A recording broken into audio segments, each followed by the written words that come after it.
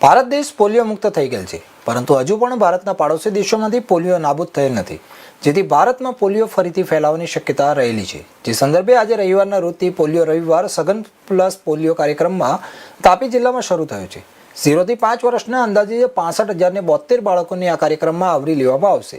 તાપી જિલ્લા આરોગ્ય શાખા તરફથી તાપી જિલ્લામાં અલગ અલગ વિસ્તારોમાં પોલિયોના 260 બૂથોનું શરૂ કરવામાં આવેલ છે, જેમાં જાહેર જગ્યાઓ પર પણ બૂથો શરૂ કરાયો છે, જેમાં જિલ્લા બહારથી આવતા પ્રવાસી બાળકો માટે પણ બસ સ્ટેશન, રેલવે સ્ટેશન પર 31 ટ્રાન્ઝિટ પોલિયો બૂથ તથા 14 મોબાઈલ ટીમ એમ કુલ 520 ટીમ અને કુલ 52 સુપરવાઇઝર તેમજ 1057 તાલીમબદ્ધ કર્મચારીઓ આ મહાઅભિયાનમાં જોડાયા છે।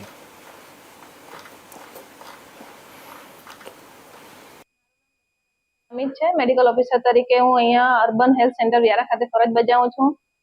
આજના રોજ પોલિયો રવિવાર હોવાથી 27 બૂથ નક્કી કરવામાં આવ્યા છે, જેમાં આંગણવાડી સેન્ટર પર, બીજા 7 ટ્રાન્ઝિટ ટીમ તરીકે રેલવે સ્ટેશન, મિશન નાકા, નવું બસ સ્ટેશન, જૂનું બસ સ્ટેશન, ઉનાઈ નાકા, જનક હોસ્પિટલ સ્ટેશન રોડ પાસે ત્યાં ટ્રાન્ઝિટ ટીમ તરીકે જે અવર જવર કરતા બાળકોને આવરી લેવામાં આવશે। બાકીના જે હાઉસ બાળકો છે એ આપણે આંગણવાડી સેન્ટર ખાતે ત્યાંથી પોલિયો પીવડાવવામાં આવશે।